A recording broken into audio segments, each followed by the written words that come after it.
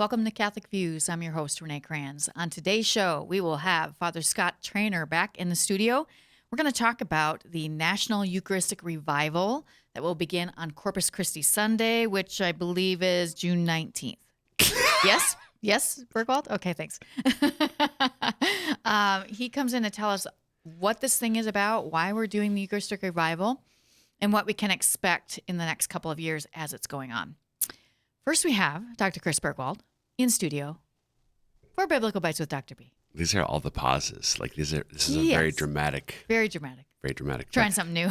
Try because you're never dramatic. Anyway, what's today, Renee? First Sunday, 10th Sunday of Ordinary Time? Didn't you say 10? Nope.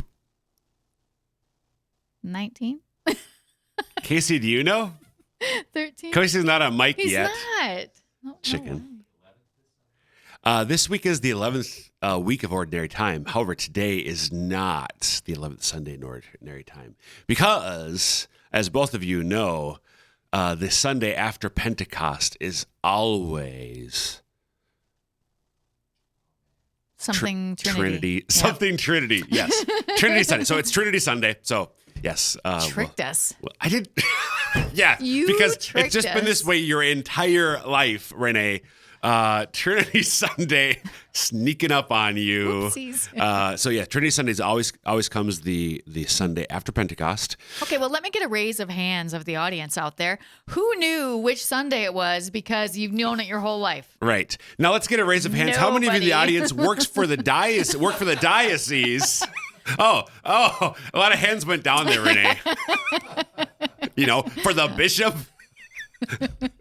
So, well, nobody's perfect, I guess. So here's what I want to offer you. So this is the Sunday that the story is. This is the Sunday that every homilist dreads. This is the Sunday where if there's a deacon, yes, the priest will pawn this I'm going to pay attention to that to see if poor Deacon Pat has to do this. So here, I'm going to give you, there's an author, Stephen Bullivant, Bullivant. The book is called something like The Trinity. The subtitle I love is How Not to Be a Heretic. It's a relatively short book. Anybody in the audience right now, I'm sure, could read and understand this book. And Dr. Bullivant says there are three truths that go to the heart of the mystery of the doctrine of the Trinity. There is only one God. Number one. Number two, the Father, the Son, and the Holy Spirit is each God. Number three, the Father, the Son, and the Holy Spirit are not the same. Are not each other. Are not each other. So here's the deal. This is why this is a mystery, because I don't got it. No, there's only one God. No, I know, but some of those things seem to contradict each other. Right. So here's the important thing. Here's the thing that this year I want to stress for Biblical Bites, because you'll hear in the readings about what the early church, if you will, experienced. They experienced the reality. They knew that there was one God.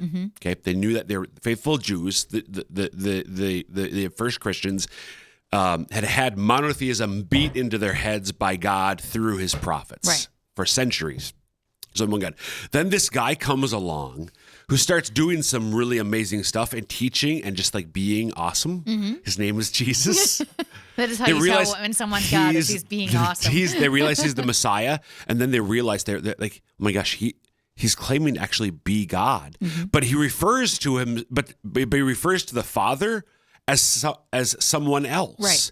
So they experienced the reality and the mystery of the Trinity, and so they experienced, okay, we know there's only one God, but Jesus is God, and then the one who he calls the Father is God. So what's happening? But they're not the same. And there's the Holy Spirit too. So they experienced, if you will, these the three statements I just gave. And then they spent centuries early on really working out, okay.